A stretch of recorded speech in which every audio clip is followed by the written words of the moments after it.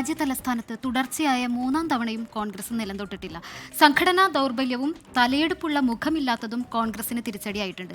ഒരിക്കൽ അടക്കിവാണ ഡൽഹിയിലെ മടങ്ങിവരവ് കോൺഗ്രസിനിപ്പോൾ സ്വപ്നം മാത്രമാണ്. ഷീലാ ദീക്ഷിതിന് ശേഷം ഡൽഹിയുടെ മുഖമായി കോൺഗ്രസിന് ഉയർത്തിക്കാട്ടാനൊരു നേതാവില്ല.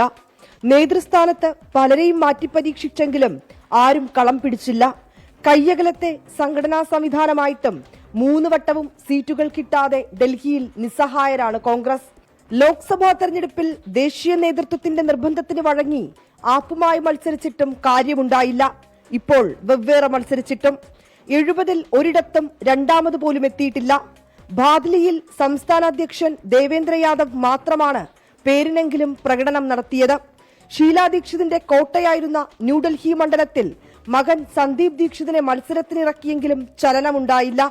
കൽക്കാജിയിൽ മഹിളാ കോൺഗ്രസ് ദേശീയ അധ്യക്ഷ അൽക്ക ലാംബെ അടക്കമുള്ളവർ ദയനീയമായി കീഴടങ്ങി.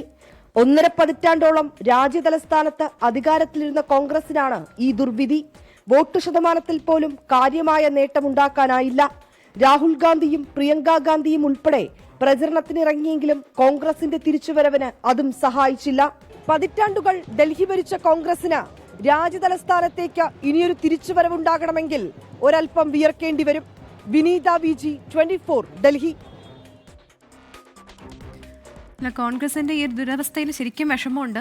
നല്ലൊരു നേതൃത്വം ഇല്ലാത്തതാണ് അവരുടെ പ്രധാന പ്രശ്നം. ഒപ്പം തന്നെ തമ്മിലടി ഇതൊക്കെ വലിയ പ്രശ്നമാകുന്നുണ്ട്. അതിപ്പോൾ ഈ കേരളത്തിൽ നിന്നല്ല, എല്ലായിടത്തും ഈ തരത്തിലുള്ള പ്രശ്നം പാർട്ടിയെ ആകെ ബാധിച്ചിട്ടുണ്ട്. അത് എന്തായാലും തിരഞ്ഞെടുപ്പുകളിലെല്ലാം പ്രതിഫലിക്കുന്നുമുണ്ട്. അപ്പോൾ നേതാക്കൾ ഇതിലൊരു ഇടപെടൽ നടത്തി ഉടൻ തന്നെ ആ പാർട്ടിയെ തിരിച്ചു കൊണ്ടുവരുമെന്നുള്ള പ്രതീക്ഷയിലാണ് നമ്മളെല്ലാവരും.